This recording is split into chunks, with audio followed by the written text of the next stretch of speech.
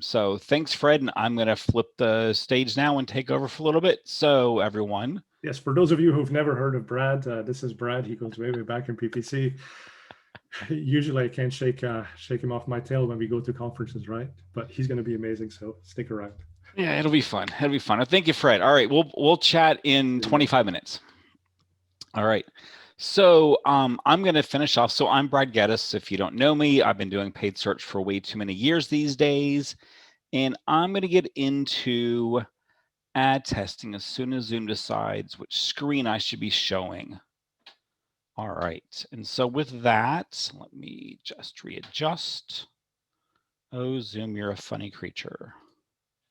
There we go. All right. So when we look at why people test and what they're doing, right? Mostly we see people test because they're supposed to, or because our agency says they test monthly, whatnot. And it's not always testing to stay ahead of competition or to really find interesting insights. So this was an advertiser last year, right? When COVID first came down. And while this was, last year's data, it's still very applicable 10 years ago or next year when there are external events which significantly change what you need to message. And it doesn't matter if this is the Super Bowl, spring break, travel season's back on, whatever it is, right? Events happen that change how people either view your ads, view the offers.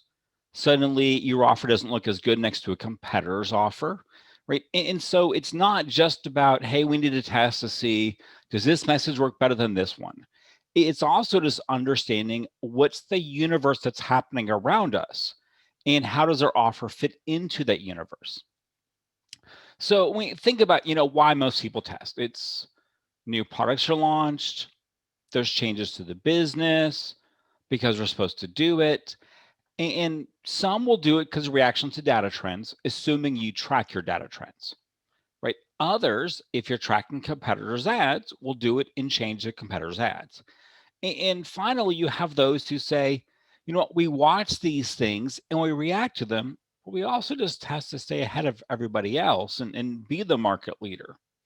So when we see this, right, we see, okay, we have a big client and they haven't changed their ads in a while and they just want something new, or a competitor made a big change, right? Step one is often to determine the actual competition, right? I'm sure you've all had clients where they say, yeah, we want this goal, but you must beat Y, whoever Y happens to be your X. And you often go to Auction Insights and say, well, they're showing up like 3% of the time.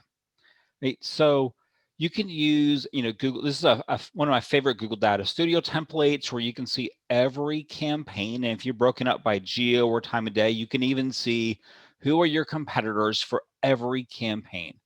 Or we also, if it's a larger company, you can use like an ad feed or something to really dig into first, who should you pay attention to? Because if you just go to the SERPs and look at it, a lot of times you're not seeing who is the actual company you need to pay attention to. Right. So that's one of those first steps. Second, then, is really going through and examining those ads. If you're using a third-party system, you might already have a list of all of them in there. And then start taking notes, right, of what's unique about certain ads, what really stands out about the ads. Is someone being really creative in their ad extensions, right? How many people are using headline threes? I'm still amazed at how often we see some pretty expensive industries and no one has a headline three created yet. And it's not that hard to create them, and they're very useful. They make a difference in your ads, but it's very common to not see them still, right? So it's okay. Here's our notes and our checklist of things we want to think about. Right? Then always, and I think Brooke and Fred, everyone sort of mentioned the funnel stage a few times, right?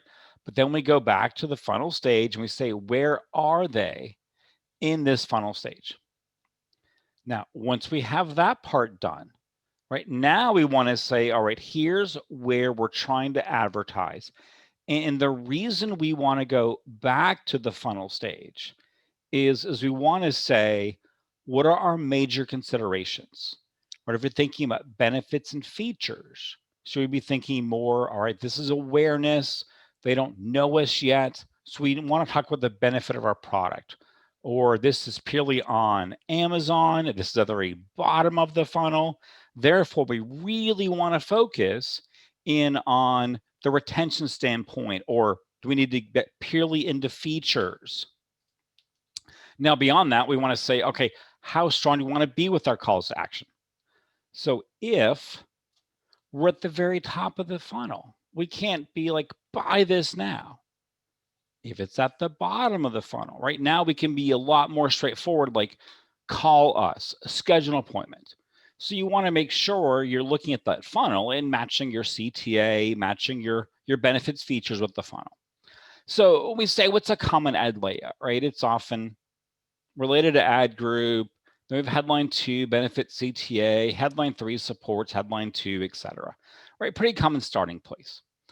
And the reason this is a good starting place, may not be your ending place, a good starting place, is we've done this study 4 different times now, where we go through and we have people figure out what's a benefit, what's a feature, what's the mixture that makes a huge difference in how the ads perform. And we very commonly see that mixing calls to action and benefits lead the pack as far as what's the best conversion per impression, which is why we often say this is how we want to, start with the ads. Now, this gives us an idea. All right, so we want this kind of a CTA and this kind of a benefit at this stage of the funnel to figure out what our message should be because of X factor change, right? So then we say, what do we test, right? What are we doing? And this is when we often ask those big questions. Should we include price? What CTA should we use? All right, we've tried 3 benefits. What if we say an authority statement, 100,000 served, right? What happens if we want service versus price, right? If we're Gucci, we want to talk about luxury and exclusivity. If we're selling something that's sold everywhere, we probably want to focus on a really low price, right? If we're in B2B, it's how do we talk to the business people while telling the consumers don't click on our ad, go away, right? So that's that big step, and that's a sort of a bigger picture. Then where do we want to test, right? What's our segments, and how are we going to do this? Do we need to segment by device?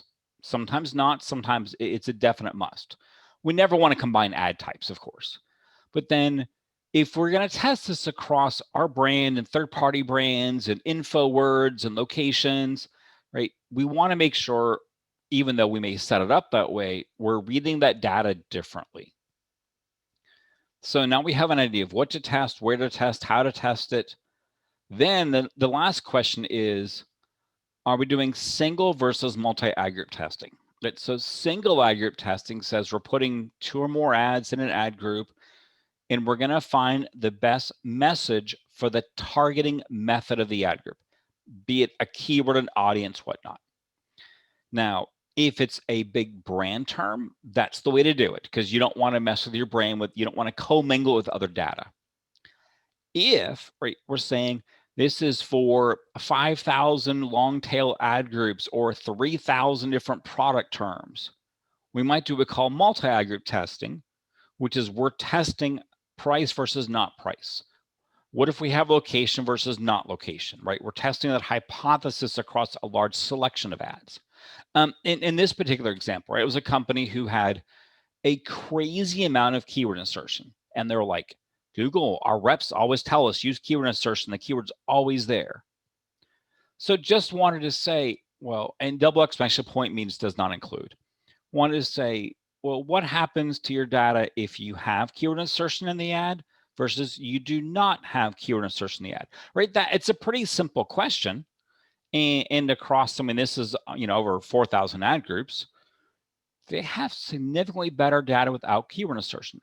Not always true, right? Sometimes you find it better, but that's that bigger level question that's really useful to test.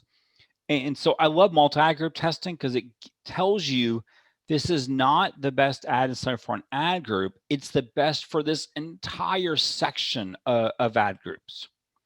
Now, this is not the way to test for your most important ad groups. You have an ad group your boss watches every day, right? You know which ones those are. You don't run this and that, right? This is where you don't want that bigger insight. And the reason we like this is you say, where do we use this? Well, of course, in your paid search ads, email subject lines, email buttons, title tags. We have customers, we're a testing platform and a recommendation engine. We have customers who are only SEO companies who just plug in the Google Ads data, sometimes run by a different agency, just to test for title tags. Right, landing page testing, image edge buttons, social CTAs. If you're doing TV buys, how does that TV ad fit in with your search ads? Right, so there's a lot of ways to use that data. Then we say, right, what are you trying to do? And that'll affect the metric you want to test by. So in many people test by CTR. It is the most common test that exists. It is a horrible, horrible test. I mean, Fred mentioned earlier, use proxies for data. Even if you don't have actual revenue, use proxies, right? One of those that we'll often use is just a 2-page visit or a visit over 60 seconds. And that can be an event, which means it can be a conversion, which means you can now do conversion per impression testing or conversion rate testing, not on everybody, which CTR, if they 100% people click and 100% people bounce, it's your winner, right? Horrible winner.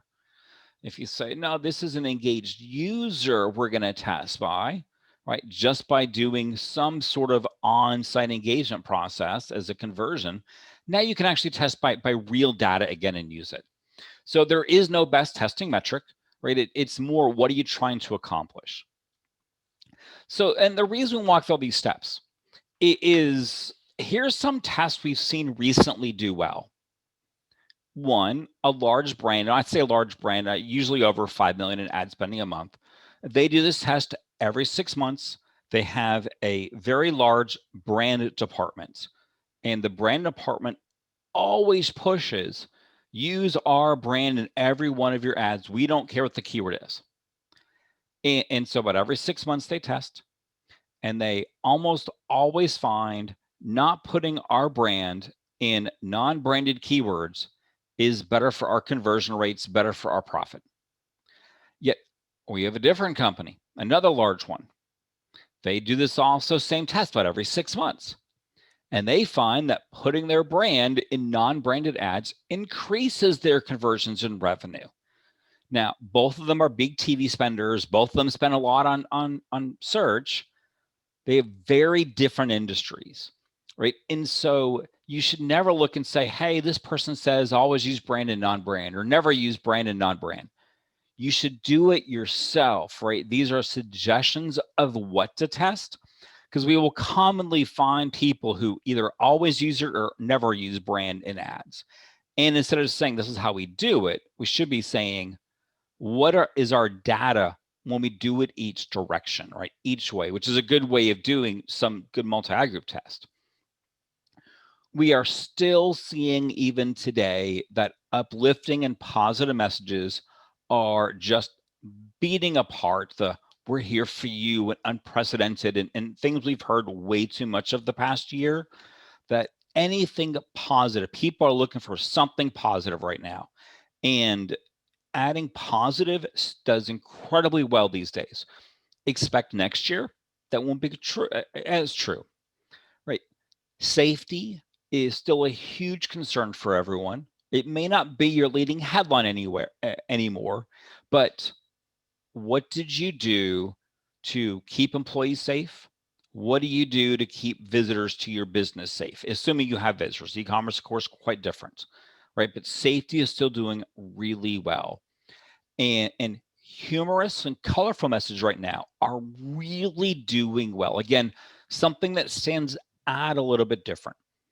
I mean, most ads are headline 1, the keyword, headline 2, best prices, best whatever, headline 3, call us, buy now. shaking up that formula is really useful for standing out. And at a time where, we're talking about this earlier today, we see the same walls every day. We see the same stuff outside every day. We see the same people every day. There's very little variety in a lot of people's lives right now. So searching and seeing something that stands out that's really different is causing really good interactions right now. So things to think about with your testing. Now, if you're doing responsive search ads, right? One of the big things to look at is, are they winning? And they will win sometimes. They will be your best ad at times. But two, if they're not your best ad, what are they doing on an impression basis, right? And we find that if an RSA, even if it's been around in the ad group for 6 months, and Google should have learned this by now, right? If an RSA is one of your worst performing ads, it will often still have by far the most impressions. And so with RSAs, responsive search ads, they can be useful. I don't want to give the impression they're not, but watch them. They still need headlines related to the ad group. And I'll get into that in a second, right? Because in this account and in many accounts, right, pausing their RSA led to more than 1,000 new conversions in a month, right? Just by getting rid of the RSA. Now, again, it wasn't doing well. That's not always true. So often we want this sort of big snapshot where we say, all right, here are ad groups that have an RSA in them. Which one is RSA winning and impressions and conversions, or is our ETAs winning? And getting that bigger level picture of how they're performing across the account. Because sometimes we'll see an account and RSAs are doing quite well. When they are doing quite well, they have one really common theme to them, and that is generally the creation. So we've done a couple studies looking at accounts with responsive search ads, and in many cases, it is the exact same responsive search ad in every ad group in a campaign. Well, search again is about saying, hey, we know what you want, right? Like you searched, you want this, come here, we know what you want. So when you have the same RSA in every ad group, you lose the relevancy of that headline one, which is often so unique to the ad group, saying, we understand what you want, come over here, right? So when you create responsive search ads, you might use the same calls to action across all the ads in that group. You might even use the same benefit statements, authority messages, whatnot. Thinking about how do we make the responsive search ad relevant to the keywords in the ad group. It's so important to just make sure you add a couple lines that RSA that are related to the keywords, why someone did the search in the first place. And it sounds so obvious when you talk about it, but Google's made this thing, RSAs are so easy, just make them and walk away. You don't do anything with ads anymore. That it often loses what makes search amazing, right? Which is, I looked for this, I saw so-and-so has this, great, there's a match, there's a conversion. And so just be careful about you reusing the RSA across a lot of disparate ad groups and losing the relevancy of the user. In addition, RSAs can have thousands upon thousands of combinations. When RSAs generally are doing really poor in an ad group, the second most common reason is the ad group has 2 or 3 RSAs in it. So let's say you get 10,000 clicks a month in an ad group. Now that's a pretty well trafficked ad group, right? And well, one RSA with 5,000 combinations, it could get 2 impressions per each combination. Now you add a second RSA with 8 headlines, and suddenly each could get 1 impression per combination. You add a third one, and now you're talking there's over 100,000 combinations of what Google could show for an individual impression. It messes up their machine learning, right? So if you're going to use RSAs, only 1 per ad group. I can't stress that enough. Every time we see 2 or 3, something just goes wonky with the ad serving over time. So just, some things to think about, and then we'll get to Q&A with everyone, right? Test not just because you're supposed to or because the agency does it monthly, right? Test to stay ahead of competition. 2, know your data. When you see data change, and it's generally a negative, right? Look to the ads and what the competitors have done. External factors affect ads so much, right? Because especially now, right, where everyone sort of expects everything to be up to date, real time. If your ads are from a year ago, and there are many ads running today that are from 2 or 3 years ago, right? They're probably not they're relevant, but they're not as good as they could be from a messaging standpoint, right? So look at the competition, look at the ads, make your notes. Always consider the funnel, right? If someone does not know your brand saying, buy this now, it's often a mismatch, right? It isn't going to do as well. So think about, you're here in the funnel. Let's meet you here. Let's give you a path to next step, right? Then it's, all right, are we doing single ad group testing or multi-ad group testing? Do we want to learn it for a single ad group, which is often important, or across a large swath? And then learn from your data, right? We see very successful marketing departments. They share information. We always talk about silos, right? And breaking down silos. There's so much information in your ads you can share with other groups, right? What is making a big difference in your metric and help your other team write title tags or headlines? Your content teams, there's so much data in them that other people can learn from, right? And then responsive search ads. We have seen a lot of big brands pull back from them significantly, but they're probably going to get better over time, and Google's machine learning gets better every month, right? So they can be really good for CTR. They're generally losers by conversion rate, but hopefully someday that'll change. Let them run long enough to judge their success. You can't run them for a week. There's not enough data there, right? But if they're not performing, don't be afraid to remove them and try them again later, right? We always pare back what doesn't work, and then we say, all right, we need to try this again and see what happens. If you're looking for software, like Fred, we're a software company that helps a lot of these things. And with that, I will say thank you. I am going to stop sharing my screen.